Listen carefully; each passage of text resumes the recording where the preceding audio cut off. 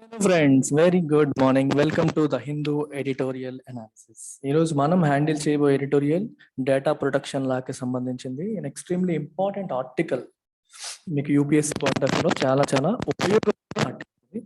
So before we get into this, let me tell you about the two most important courses that we are offering. The first one is UPSC Infinity. మీకు అందరికీ తెలిసిందే, it covers your prelims, mains plus interview. It covers all parts of the exam from basics to advanced, and it also comes with lifetime validity. At present fees మీకు affordable fees ఉంది, which is 60,000, and అది కూడా మీరు 5,000 per month pay చేసే EMI option కూడా మీకు లభిస్తుంది. At a time మీరు పే చేసేటైతే 50,000 రూపీస్తో మీరు జాయిన్ అవ్వచ్చు. If you pay at a time ఒకేసారి అప్ ఫ్రంట్ పేమెంట్ చేస్తే 50,000కి వస్తుంది. ఇన్స్టాల్మెంట్ ఆప్షన్లో మీకు 60,000 రూపాయలు ఉంది. And this is valid till 30th November. Fees revision జరుగుతుందమ్మా 1st డిసెంబర్ నుంచి. సో 70,000కి రివైజ్ అవుతుంది. Whoever is planning for UPS infinity, do it before 30th November. Comes with life time validity. ఇంకా ఏమైనా డౌట్స్ ఉంటే మేడంతో మాట్లాడండి. ఈ నెంబర్కి కాల్ చేయండి. ప్రత్యూష మేడం అని ఉంటారు. So she takes care of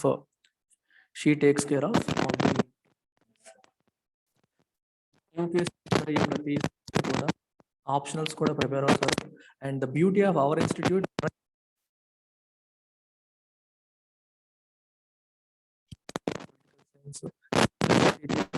polity మరియు సోషియాలజీ, గీతాపతి గారు టీచ్ చేసేది లిటరేచర్.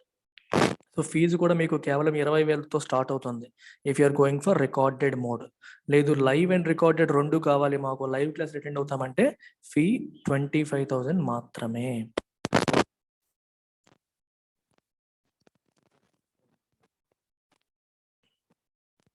సో ఇవాళ కథ ఏంటో,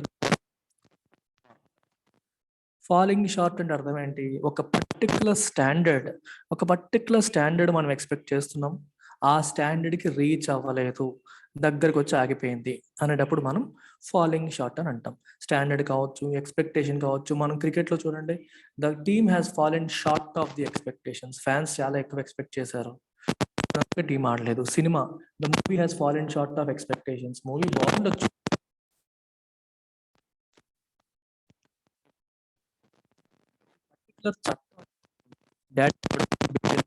డేటా ప్రొటెక్షన్ బిల్ ఏదైతే ఉందో ఇది కూడా ఏమైతే ఎక్స్పెక్ట్ చేశారో ఆ standard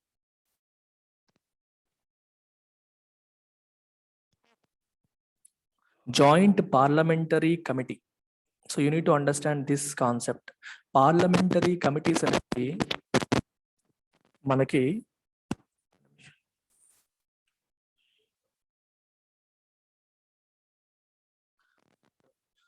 gives much leeway to government to exempt its agencies protection provisos.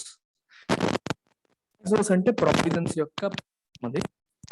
ఇదంతా దేని గురించి నడుస్తుందంటే, ఇప్పుడు మన యొక్క ఇండివిజువల్స్ మనందరం మన యొక్క డేటా అనేది రకరకాల రూపంలో గవర్నమెంట్ దగ్గర, ప్రైవేట్ ఆర్గనైజేషన్, మన ఆధార్ కార్డ్ డీటెయిల్స్, మన ఈ రెటీనా, ఫింగర్ ప్రింట్స్ డేటా అంతా ఉంటుంది.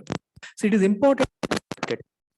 ఏమవుతుంది, అది మిస్యూజ్ అయ్యే అవకాశం ఉంటుంది, లేకపోతే ఎవరైనా సరే దాన్ని తప్పుడు పద్ధతులకి ఉపయోగించుకునే అవకాశం ఉంటుంది. యూరోప్లో ఏంటంటే ఒక డేటా ప్రొటెక్షన్ బిల్ ఉంది. ఎవరు పడితే వాళ్ళు ఇష్టం వచ్చినట్టు ప్రజల డేటాని ఉపయోగించడానికి అక్కడ చట్టం. సిమిలర్ గా డేటా ప్రొటెక్షన్ బిల్ ఇండియాలో కూడా తీసుకురావాలని ఎప్పటి నుంచో ప్రయత్నాలు జరుగుతూ ఉన్నాయి. బిల్లు తీసుకొచ్చారు, డ్రాఫ్ట్ అంటే ఇంకా ఫైనల్ వెర్షన్, ఆ బిల్లుని తీసుకొచ్చారు. దాంట్లో కొన్ని లోపాలు ఉన్నాయి, అందుకనే అది పార్లమెంటరీ కమిటీకి రిఫర్ చేశారు. పార్లమెంటరీ కమిటీస్ ఏం చేస్తాయి, మీరు ఎప్పుడైనా వినుంటారు, స్టాండింగ్ కమిటీస్ అంటే వింటుంటారు. పార్లమెంటరీ కమిటీస్ ఏం చేస్తాయంటే, మీరు ఇది పార్లమెంట్ అమ్మా, పార్లమెంట్లో ఒక ఎంపీ వచ్చేసి బిల్లు ప్రవేశపెట్టారు. ఈ బిల్లు కొన్ని 100 పేజీలు ఉంటుంది, చాలా డీటెయిల్డ్గా ఉంటుంది. పార్లమెంట్లో ఉన్న ఎంపీలు అప్పటికప్పుడే మొత్తం 5 పేజీలు చదివేసి అర్థం చేసేసుకొని దానిపైన డిబేట్ చేయడం అనేది కుదరదు. అందుకని కొన్నిసార్లు ఏం చేస్తారు, ఇలాంటి ఇంపార్టెంట్ బిల్స్ అన్నిటిని కూడా పార్లమెంటరీ కమిటీస్కి రిఫర్ చేస్తారు. కమిటీస్ ఏం చేస్తాయి, పార్లమెంటు ఫంక్షన్ జరగనప్పుడు కూడా లేనప్పుడు కూడా వాళ్ళు they go through line by line, బిల్లులో ఒక ప్రతి అక్షరం చదివి దాంట్లో మార్పులు చేర్పులు ఏమైనా చేయాలా అని వాళ్ళ రికమెండేషన్స్ ఇవ్వడం అనేది జరుగుతుంది. ఆ రికమెండేషన్స్ ఇంప్లిమెంట్ చేయాలా లేదనేది గవర్నమెంట్ ఇష్టం. ఇంప్లిమెంట్ చేయాలి అనుకుంటే పొందుపరిచి దాన్ని మళ్ళీ బిల్ చేస్తారు, బిల్ని ఓటింగ్ జరుగుతుంది, అది చట్టం కింద మారుతుంది. అలాగే ఈ డాటా ప్రొడక్షన్ బిల్ కూడా పార్లమెంటరీ కమిటీకి వెళ్ళింది. వాళ్ళు కూడా గవర్నమెంట్ కి they have given much leeway అంటే ఎగ్జామ్షన్లు ఇచ్చేసారు, అంటే చాలా స్కోప్ ఇచ్చేసారు. దేనికి? To exempt its agencies from data protection provisos. ఇక్కడ ప్రావిజోస్ లీవే అంటే ఫ్రీడమ్ అనమాట, చాలా ఎక్కువ ఫ్రీడమ్ ఇచ్చారు గవర్నమెంట్ కి. దేనికి అంటే గవర్నమెంట్ ఏజెన్సీస్ ఉన్నాయో వాళ్ళకి ఈ డేటా ప్రొటెక్షన్ ప్రావిజన్స్ నుంచి ఒక రకంగా ఫ్రీడమ్ ఇచ్చేసారు, ఎగ్జామ్షన్ ఇచ్చేసారు, అంటే వాడేసుకోవచ్చు. కొన్ని రీజన్స్ ఉండాలంటే రీజన్స్ లేకుండా కాదు, పలానా రీజన్స్ ఉంటే మీరు వాడుకోవచ్చు అని చెబుతూ ఎగ్జామ్షన్స్ ఇవ్వడం అనేది జరిగింది. డీటెయిల్స్ అనేవి మనకి ఎడిటోరియల్లో నీట్ గా రాశారు.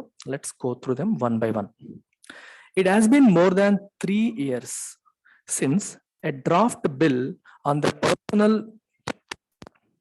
data protection was crafted by the Justice Sri Krishna Committee of Experts and submitted to Ministry of Electronics and Information Technology in 2018. 2018లో మొట్టమొదటిసారి justice Srikrishna committee of experts ఏం చేసిందంటే ఒక డేటా ప్రొడక్షన్ బిల్ ని క్రాఫ్ట్ చేసింది, తయారు చేసింది, రెడీ చేసింది. అది ministry of electronics and information టెక్నాలజీకి సబ్మిట్ చేయడం అనేది జరిగింది. అంటే మొట్టమొదటిసారి దీని మీద ఒక డ్రాఫ్ట్ బిల్లు తయారు చేసి 3 ఏళ్ళు గడిచిపోయాయి already. And 2 years since a joint parliamentary committee was set up to scrutinize another version, the bill 2019. It was finally adopted by it on Monday. Okay, 2019లో పర్సనల్ డేటా ప్రొటెక్షన్ బిల్ అనే దాన్ని తీసుకొచ్చి దాన్ని scrutinise చేయడం కోసం ఒక జేపీసీని form చేశారు. JPC, joint parliamentary committee. అంటే ఈ కమిటీలో మెంబర్స్ ఎవరు ఉంటారు? Both from Lok Sabha as well as Rajya Sabha. దీంట్లో లోక్సభ నుండి మరియు రాజ్యసభ నుండి కూడా మెంబర్స్ ఉంటారు. Don't forget this. Joint parliamentary కమిటీలో లోక్సభ నుంచి యాజ్ వెల్ యాజ్ రాజ్యసభ నుంచి కూడా మెంబర్స్ అనేవాళ్ళు. ఇది 2019లో స్క్రూటినైజ్ చేయండి, ఈ బిల్ ని స్క్రూటినైజ్ చేసి రికమెండేషన్స్ ఇవ్వండి అని చెప్పి ఇప్పటికీ జాయింట్ పార్లమెంటరీ కమిటీ ఫైనల్ గా తన వెర్షన్ తను వినిపించింది. ఇది మేము చేస్తున్న రికమెండేషన్స్ ఇవి అని చెప్పి ఫైనల్ గా వాళ్ళు ఒక రికమెండేషన్స్ అనేది ఇవ్వడం అనేది జరిగింది. పార్లమెంటరీ కమిటీలో అపోజిషన్ పార్టీకి చెందిన వాళ్ళు ఉంటారు, రూలింగ్ పార్టీకి చెందిన వాళ్ళు కూడా ఉంటారు. సో అందరూ ఒకే మాట మీద ఉంటారా? ఉండరు. అక్కడ కూడా మెజారిటీ ఓటు బట్టి వాళ్ళ రికమెండేషన్స్ ఏంటని తెలుస్తాయి. అయితే ఒక బ్యూటీ ఏంటంటే ఎవరైతే అందరూ చెప్తుందాన్ని అగ్రి అవ్వట్లేదో they can give their dissent note, అంటే వాళ్ళు వ్యతిరేకిస్తున్నారు, మేము ఎందుకు వ్యతిరేకిస్తున్నాం అని చెప్పి వాళ్ళు నోట్స్ ఇవ్వచ్చు. These are the reasons because of which we're not accepting majority అని చెప్పి చెప్పొచ్చు. ఆ మెజారిటీ ఆ డిసెంట్ నోట్స్ లో ఏం రాస్తారో చూడండి. As dissent notes submitted by some panel members from the opposition point out, ఈ డ్రాఫ్ట్ ఏదైతే ఉందో fall short of the standards. Srikrishna committee setup చేసిన స్టాండర్డ్స్ ఏవైతే ఉన్నాయో ఆ స్టాండర్డ్స్ కి ఈ పర్టికులర్ రీచ్ అవ్వట్లేదు. అంటే డైల్యూషన్, స్ట్రిక్ట్ రెస్ట్రిక్షన్స్ డైల్యూట్ చేసేసారు అని చెప్పి అర్థం. చూద్దాం ఒకసారి. By Srikrishna committee to build a legal frame.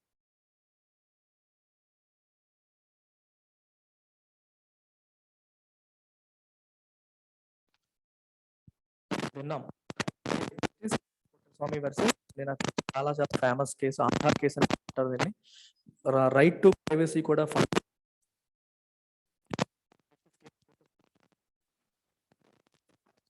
అది కూడా ఫండమెంటల్ రైట్ కింద వస్తుంది. So it is important protect to privacy protect చేయాల్సిన బాధ్యత ప్రభుత్వం పైన ఉంటుందని ల్యాండ్ మార్క్ జస్టిస్ జడ్జిమెంట్ ఈ జడ్జిమెంట్ లో చెప్పడం అనేది జరిగింది. సో దీన్ని బేస్ చేసుకొని ఒక సౌండ్ లీగల్ ఫ్రేమ్వర్క్ ని మనం రెడీ చేయాలి అని చెప్పి జస్టిస్ శ్రీకృష్ణ కమిటీ ఇచ్చిన రికమెండేషన్స్, స్టాండర్డ్స్ ని అవ్వలేదు. అంటే అంత స్ట్రిక్ట్ రెస్ట్రిక్షన్స్ లేవు. మీరు ఒకటి ఆలోచించండి, దీని గురించి మీరు అర్థం చేసుకోవడం ఇబ్బందిలా అనిపిస్తుంది, కానీ ఇబ్బంది కాదు. సింపుల్ గా చూడండి, ప్రజల యొక్క డేటా ప్రభుత్వం దగ్గర ఉంది. ఆ డేటాని ప్రభుత్వం ఇష్టం వచ్చినట్టు ఉపయోగించవచ్చా లేదా అనే అంశం గురించి మనం మాట్లాడుతున్నాం. ఇష్టం వచ్చినట్టు ఉపయోగించకూడదు. ప్రజల యొక్క డేటాని ప్రొటెక్ట్ చేయాల్సిన బాధ్యత ఉంది. ఎందుకంటే ఇండివిజువల్ డేటా అంటే ప్రైవసీ కూడా ఫండమెంటల్. ఎక్సెప్షనల్ సిచ్యువేషన్స్ లో తప్పితే వాడకూడదు అనేది ఉద్దేశం. అక్కడ ఎక్సెప్షనల్ సిచ్యువేషన్స్ లో తప్పితే వాడకూడదు అనేది ప్రధాన ఉద్దేశం. అలా కాకుండా ఎప్పుడైనా వాడేసుకోవచ్చు, ఎవరైనా వాడేసుకోవచ్చు, ఎలా అయినా వాడేసుకోవచ్చు.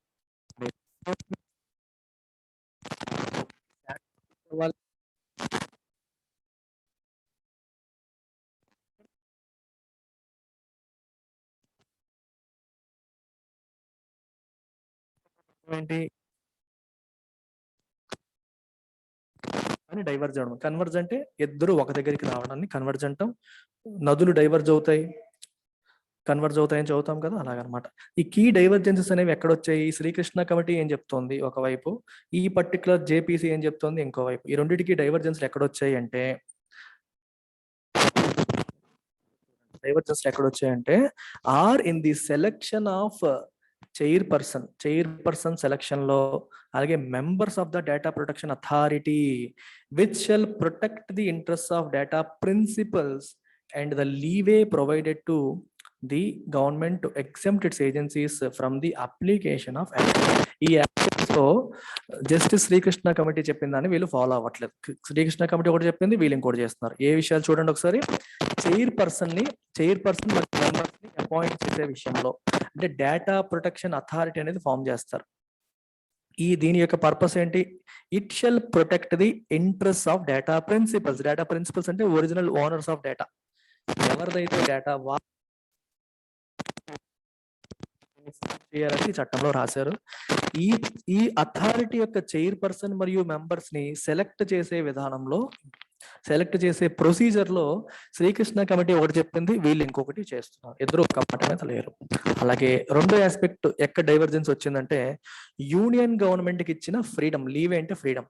ఏ విషయంలో? To exempt its agencies from the application of act. ఈ చట్టాన్ని అప్లై చేసేటప్పుడు ఇంప్లిమెంటేషన్ లో గవర్నమెంట్ తన ఏజెన్సీస్ కి ఎక్కువ ఎగ్జంప్షన్స్ ఇచ్చేసుకుంది, ఎక్కువ ఫ్రీడమ్ ఇచ్చేసుకుంది. ఆ విషయంలో కూడా శ్రీకృష్ణ కమిటీ చెప్పింది వేరు, ఇక్కడ ఉన్నది వేరు. అక్కడ డైవర్జెన్సెస్ ఉన్నాయి. ఏంటి శ్రీకృష్ణ కమిటీ ఏం చెప్పిందో కూడా చూడండి. వైల్ ద 2018 డ్రాఫ్ట్ బిల్, అంటే శ్రీకృష్ణ కమిటీ చెప్పిన bill allowed for judicial oversight. Judicial oversight అంటే అర్థం ఏంటి? ఓవర్సైట్ అంటే పర్యవేక్షణ. జుడిషియరీ దీన్ని పర్యవేక్షించే ప్రావిజన్ అందులో ఉంది. కానీ 2019 bill relies entirely on members of the executive government in the selection process for DPA. ఇప్పుడు ఈ డేటా ప్రొటెక్షన్ అథారిటీ ఏదైతే ఉందో దాని యొక్క మెంబర్స్ ని సెలెక్ట్ చేసే విషయంలో జుడిషియల్ ఓవర్సైట్ ఉండాలి అని చెప్పి 2018 బిల్ చెప్పింది. అంటే మీరు ఇప్పుడు మీకు గవర్నమెంట్ లో 3 ఆర్గన్స్ ఉంటాయి కదా, జుడిషియరీ, ఎగ్జిక్యూటివ్, లెజిస్లేచర్. ఎగ్జిక్యూటివ్ అనేది మనకి prime minister, council of ministers, వీళ్ళందరినీ మనం ఎగ్జిక్యూటివ్ అంటాం. సో సెలక్షన్ ఏమో ఎగ్జిక్యూటివే చేస్తుంది.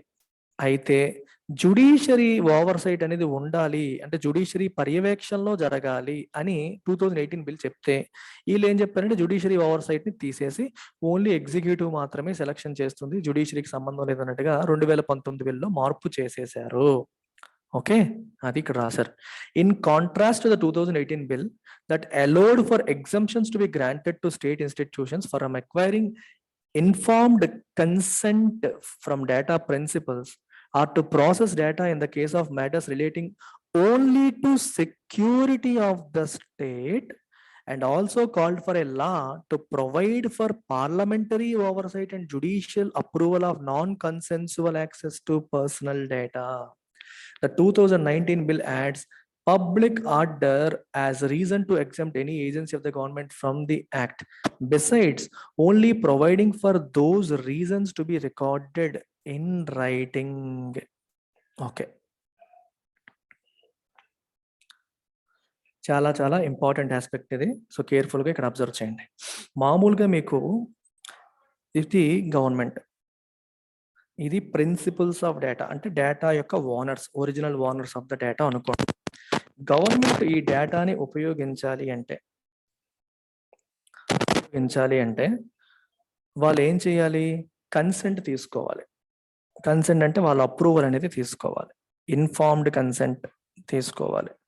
అయితే కొన్ని సందర్భాల్లో మీరు వాళ్ళ అనుమతి తీసుకోకుండా ఉపయోగించవచ్చు. వాటిని ఎగ్జంప్షన్స్ అని అంటాం.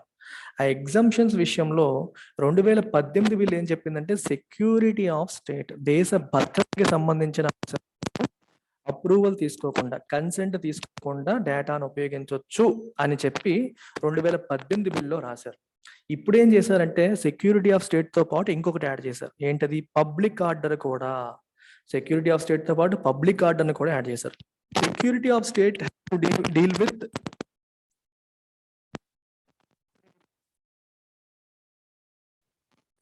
ఆర్డర్ అనేసరికి మీకు లా అండ్ ఆర్డర్ సిచ్యువేషన్స్ కూడా వచ్చేస్తాయి. సో పబ్లిక్ ఆర్డర్ అనే పేరు మీరు దేనికైనా ఉపయోగించవచ్చు. చిన్న అలకల్లోలం జరుగుతుంది, డిస్టర్బెన్స్ క్రియేట్ అవుతుంది, ఏదైనా పబ్లిక్ ఆర్డర్. సో దాన్ని మేము కంట్రోల్ చేయాలంటే మాకు డేటా కావాలి. ఈ పబ్లిక్ ఆర్డర్ మేము దారిలోకి తీసుకురావాలంటే మేము డేటా వాడాలి. అంటే ఇది గవర్నమెంట్కి ఎక్కువ ఫ్రీడమ్ ఇచ్చేస్తుంది. అంటే ప్రతి చిన్న సందర్భాన్ని కూడా కారణంగా చూపుతూ డేటాని ఉపయోగించుకునే అవకాశం ప్రభుత్వానికి ఇది కల్పించేస్తుంది అనమాట. అందుకనే 2019లో వచ్చిన చట్టం 2018లో వచ్చిన చట్టం కంటే లిబరల్ గా ఉంది. ఇది ఒక ఆస్పెక్ట్. ఇంకా 2018లో వచ్చిన చట్టం ఏం చెప్పింది? ఆ బిల్ ఏం చెప్పింది అంటే చూడండి, ఇక్కడ పార్లమెంటరీ ఓవర్సైట్ జుడిషియల్ అప్రూవల్ కావాలి. దేనికి? Non కాన్సెన్సువల్ access to personal data. Non కాన్సెన్సువల్ అంటే అర్థం ఏంటి? వాళ్ళు ఒప్పుకోకపోతే, కన్సెంట్ లేకపోతే, వాళ్ళు ఒప్పుకోకపోతే, చూడండి డేటా ప్రిన్సిపల్స్ ఒప్పుకోలేదు అనుకోండి ఏదన్నా విషయానికి. ఇప్పుడు 2 విషయాలు చాలా కేర్ఫుల్ గా అబ్జర్వ్ చేయండి. మళ్ళీ చెప్తా చూడండి. ఇది గవర్నమెంట్ ఆఫ్ ఇండియాకి. I want you to observe carefully. వీళ్ళు ప్రిన్సిపల్స్ అంటే owners of data. So security of state అనేది నీకు రీజన్. ఈ రీజన్ కోసం you are requesting for access to data. మీరు అప్రూవల్ ఇవ్వండి అని చెప్పి ప్రిన్సిపల్స్ ని అడిగారు. లెటస్ సే అప్రూవ్ చేస్తారు అనుకోండి, వాళ్ళు ఒప్పుకున్నారు అనుకోండి, నో ప్రాబ్లం, గొడవ లేదు. ఒకవేళ ఒప్పుకోలేదు అనుకోండి, ఒప్పుకోకపోయినా సరే సెక్యూరిటీ ఆఫ్ స్టేట్ అనేది రీజన్ అయినప్పుడు గవర్నమెంట్ దాన్ని ఉపయోగించుకోవచ్చు అనేది అర్థం. అయితే ఉపయోగించుకునే టైంలో ఆ క్రమంలో పార్లమెంటరీ ఓవర్సైట్ అనేది ఉండాలి. అంటే పార్లమెంటు పర్యవేక్షణలో ఈ ప్రాసెస్ జరగాలి, జుడిషియరీ అప్రూవల్ తీసుకోవాలి అని 2018 బిల్లో రాశారు. నాన్ కన్సెన్సువల్ యాక్సెస్ అంటే ఒప్పుకోని పక్షంలో వాళ్ళ డేటాను మీరు ఉపయోగించాలి అనుకుంటే జుడిషియరీ అప్రూవల్ తీసుకోవాలంటే రీజన్స్ చెప్పి అలానా కారణాల వల్ల మేము వాడుతున్నామని అప్రూవల్ జుడిషియరీకి చెప్పి అప్రూవల్ తీసుకోవాలి. పార్లమెంట్ పర్యవేక్షణ జరగాలి. సెక్యూరిటీ ఆఫ్ స్టేట్ ఒకటే కాదు కారణం, పబ్లిక్ ఆర్డర్ అని చెప్పి ఇంకో కారణాన్ని యాడ్ చేసింది. 2 కారణాలను యాడ్ చేస్తూ ఇంకా ఏం, besides only providing for those reasons to be recorded in writing. కేవలం మీరు రీజన్స్ ని మెన్షన్ చేస్తే చాలు అంది. అంటే జుడిషియరీ దగ్గర అప్రూవల్ తీసుకోవాల్సిన అవసరం లేదు. Public order, security of state అనేవి వాటిని కారణాలుగా చూపుతూ ఆ రీజన్స్ ని మీరు క్లియర్ గా మెన్షన్ చేసి you can use the data అని చెప్పేసి కంప్లీట్ గా డైల్యూట్ చేసేసింది. అందుకే స్టాండర్డ్స్ తగ్గిపోయాయి అని చెప్తున్నారు ఇక్కడ. As JPC member from the Rajya Sabha, the Congress Jairam Ramesh rightly mentions in his dissent note. Dissent అంటే యాక్సెప్టెన్స్, కన్సెంట్ కి ఆపోజిట్ డిసెంట్. కన్సెంట్ అంటే యాక్సెప్టెన్స్, వ్యతిరేకత. ఆ వ్యతిరేక the government must always comply with the bill's requirement of fair and reasonable processing and implementing the necessary safeguards. Government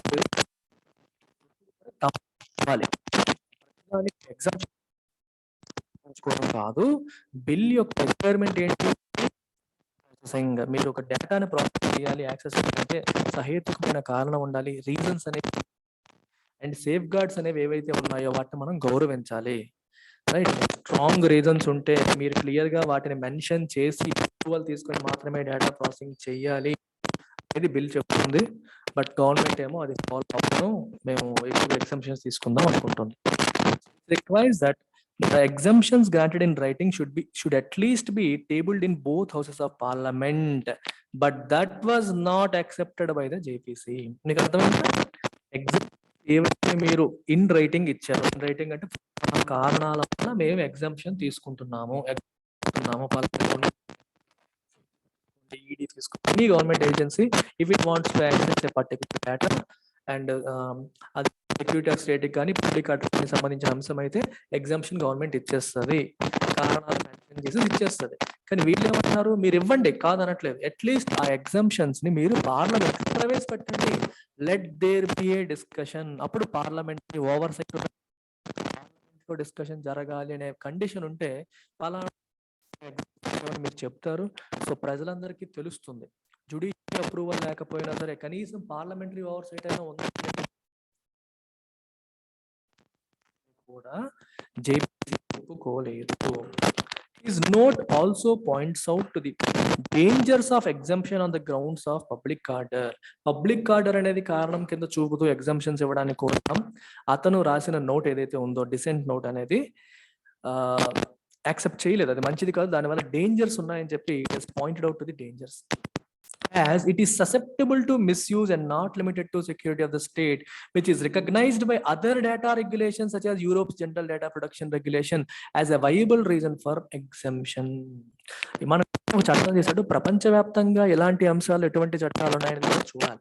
దీనికి best example Europe లో general data protection regulation security మాత్రమే reason కింద చూపిస్తుంది exemption తీసుకోవడానికి, అది ఉంచితే పర్లేదు. దానికి మీరు పబ్లిక్ ఆర్డర్ అనే దాన్ని యాడ్ చేసేసారు, దీనివల్ల ఏమవుతుందంటే మిస్యూజ్ జరిగే అవకాశం ఉంటుంది. ససెప్టబుల్ టు మిస్యూజ్ అంటే ది ఛాన్సెస్ ఆఫ్ మిస్యూజ్ అనేవి పెరిగిపోతాయి. If something is susceptible that means it is more likely to be affected by misuse అని మీకు అక్కడ అర్థం అన్నమాట.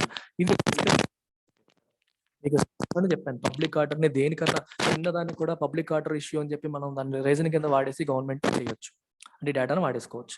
In October 2021, the Global Privacy Assembly, featuring privacy commissioners from over 19 countries, including those from the European Union, Japan and the UK, came up with a clear resolution on principles for government access to personal data. October 2021 నాడు 2021లో global privacy assembly meeting జరిగింది. దీంట్లో privacy commissioners from 19 countries attend అయ్యారు. European union నుంచి వచ్చారు, అలాగే UK మరియు Japan నుంచి కూడా ఏం చేస్తారంటే they came out with certain principles, ఒక రిజల్యూషన్ తో, ఒక తీర్మానంతో వచ్చారు. సో గవర్నమెంట్ పర్సనల్ డేటాను ఉపయోగించే ఏ ప్రిన్సిపల్స్ ని ఫాలో అవ్వాలి, ఇష్టం వచ్చినట్టు వాడేసుకోవచ్చా లేదా should there be certain principles అని వాళ్ళు ప్రిన్సిపల్స్ ని ప్రపోజ్ చేయడం అనేది జరిగింది. ఈ రిజల్యూషన్ లో అసెంబ్లీ ఏం చెప్పింది, ఈ particular assembly it asks for a set of principles on legal basis. మీరు కొన్ని ప్రిన్సిపల్స్ ని మెన్షన్ చేయాలి, దానికి లీగల్ బ్యాకింగ్ ఉండాలి, అంటే ఒక చట్టం అనేది ఉండాలి. ఊరికే ప్రిన్సిపల్స్ పెట్టి ఇష్టం వస్తే వాటిని ఫాలో అవుతాం, ఇష్టం లేకపోతే ఫాలో అవ్వని కాదు. Act based, legal based principles అనేవి ఉండాలి. ఓకే, ఇంకా ఏం చెప్పింది, need for clear and precise rules.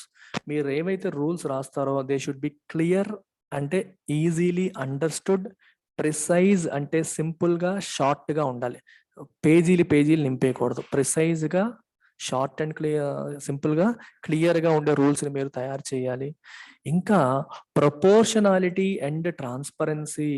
Transparency అంటే అర్థం ఏమిటి, ట్రాన్స్పరెన్సీ అంటే పారదర్శకత. చేసే ప్రతి పని, గవర్నమెంట్ తీసుకొచ్చే ప్రతి పని కూడా ప్రజల ముందు పెట్టాలి.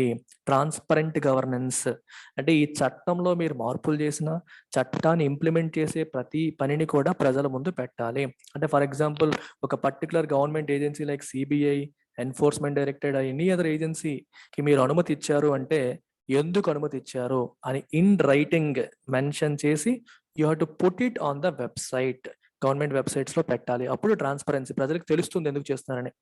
ఇక్కడ ఇంకొక బ్యూటిఫుల్ వర్డ్ ఉందమ్మా, ప్రపోర్షనాలిటీ. ప్రపోర్షనాలిటీ అంటే మనకి మామూలుగా మ్యాథమెటిక్స్ లో చూస్తాం, సంథింగ్ ఈజ్ ప్రపోర్షనల్.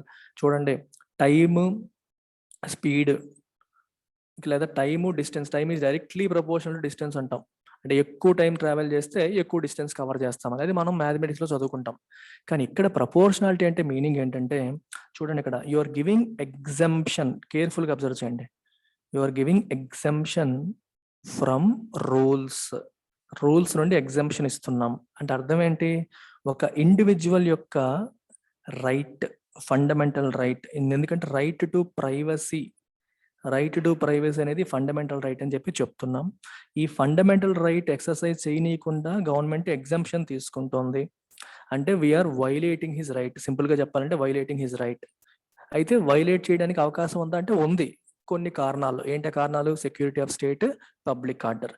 వీటిని కారణాలుగా చూపుతూ తన ఫండమెంటల్ రైట్ ని మనం వైలేట్ చేస్తున్నాం. అయితే ఈ వైలేషన్ ఏదైతే ఉందో ఇది వైలేట్ చేయడం వల్ల, ఈ ఎగ్జంప్షన్ ఇవ్వడం వల్ల వచ్చే అడ్వాంటేజెస్ ఏవైతే ఉన్నాయో, రైట్, అడ్వాంటేజెస్ ఏవైతే ఉన్నాయో, ఇది వైలేట్ చేయడం వల్ల వచ్చే డిసడ్వాంటేజెస్ అంటే పర్సనల్ లిబర్టీ పోతుంది, తన ఫండమెంటల్ రైట్స్ అని కోల్పోతున్నాడు. దానివల్ల వచ్చే డిసడ్వాంటేజెస్ కన్నా అడ్వాంటేజెస్ అనేవి ఎక్కువగా ఉండాలి. దాన్నే ప్రపోర్షనాలిటీ రూల్ అని చెప్పి అంటాం. అంటే మనం ఇంత ప్రజల యొక్క హక్కుల్ని కొల్లగట్టేసి వాళ్ళ రైట్స్ ని మనం వైలేట్ చేసేసి డేటా తీసుకొని దానివల్ల ఉపయోగం ఏంటంటే పెద్ద ఉపయోగం లేదు అనుకునేటప్పుడు చెయ్యకూడదు. అప్పుడు ఇది ప్రపోర్షనాలిటీ ప్రిన్సిపల్ ఫెయిల్ అయినట్టు. అర్థమవుతుందా? ప్రపోర్షనాలిటీ కేర్ఫుల్ గా వినండి, మళ్ళీ మళ్ళీ చెప్తున్నాను. మీరు ఇంత ఎగ్జంప్షన్ తీసుకొని తన ఫండమెంటల్ రైట్ ని వైలేట్ చేసి యువర్ యాక్సెసింగ్ హిస్ డేటా. ఆ డేటాను యాక్సెస్ చేయడం వల్ల మనకు వస్తున్న బెనిఫిట్స్, ప్రభుత్వానికి గవర్నమెంట్కి వస్తున్న బెనిఫిట్స్ లేదా అడ్వాంటేజెస్ ఏవైతే ఉన్నాయో they should be more than the disadvantages. అర్థమవుతుందా? వీళ్ళకి జరిగే నష్టం కన్నా గవర్నమెంట్కి లేదా దేశానికి జరిగే మంచి అనేది ఎక్కువ ఉండాలి. అలా ఉంటేనే ప్రపోర్షనాలిటీ ప్రిన్సిపల్ పాస్ అయినట్టు. చిన్న చిన్న కారణాల కోసం మన ప్రైవసీని మనం హరించకూడదు. That is the proportionality principle. ఇది యూరోపియన్ యూనియన్ యొక్క డేటా ప్రొటెక్షన్ లాలో క్లియర్ గా మెన్షన్ చేశారు. ఇంకా చెప్పండి, డేటా సబ్జెక్ట్ రైట్స్. ఎవరి డేటా సంబంధించిన అంశాల రైట్స్ మనం ఇండిపెండెంట్ ఓవర్ సైట్, చాలా ఇంపార్టెంట్ అది. ఇప్పుడు ఇది ఎగ్జిక్యూటివ్ అంటే గవర్నమెంట్, ప్రైమ్ మినిస్టర్, వీళ్ళందరూ నేను వాడుతున్నారా లేదని చెప్పి ఒక ఎక్స్టర్నల్ ఏజెన్సీ పర్యవేక్షణ చేయాలి.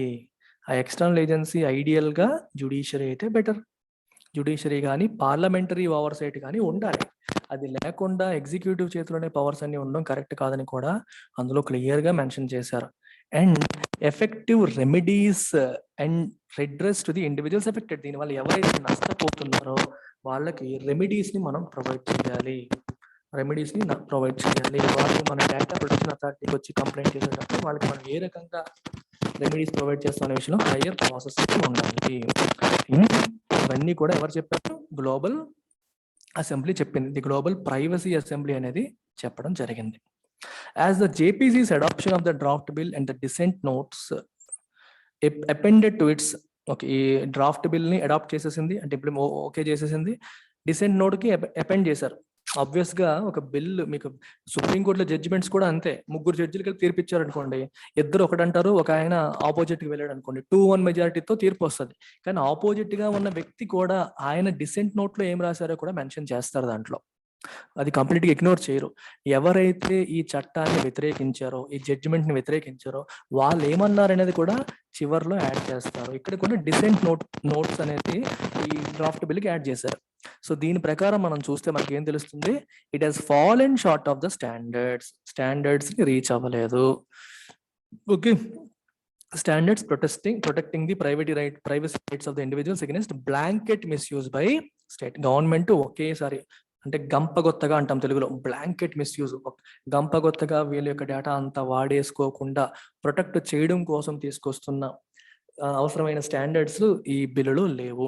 It is now. మరి ఏం చేయాలి? బిల్లు అప్రూవ్ అయిపోయిందంటే బిల్లు ఇప్పుడు ప్రవేశపెడతారు అంటే జాయింట్ పార్లమెంటరీ కమిటీ తన రికమెండేషన్స్ ఇచ్చేసింది. దాన్ని అంటే ఇన్కార్పొరేట్ చేసి గవర్నమెంట్ ఇప్పుడు పార్లమెంట్ లో బిల్ని ప్రవేశపెడుతుంది. అందుకే it is now the task of parliament to Titan the provisions. So parliament లో డిబేట్ జరగాలి, opposition parties must raise their voice. So provisions ని టైట్ చేయాలి, స్టాండర్డ్స్ ని ఇంకా స్ట్రాంగ్ గా ఉంచాలి, tighten the provisions further and bring them in conformance with 2018 bill. Justice Srikrishna committee ఏం చెప్పిందో దానికి తగ్గట్టుగా దీన్ని మార్చాలి. కన్ఫర్మ్ అంటే ఎడ్హియర్, అందులో చెప్పిన ప్రిన్సిపల్స్ ని ఎడ్హియర్ అయ్యేలాగా మార్పు తీసుకురావాలి. That's about it. Take care, bye.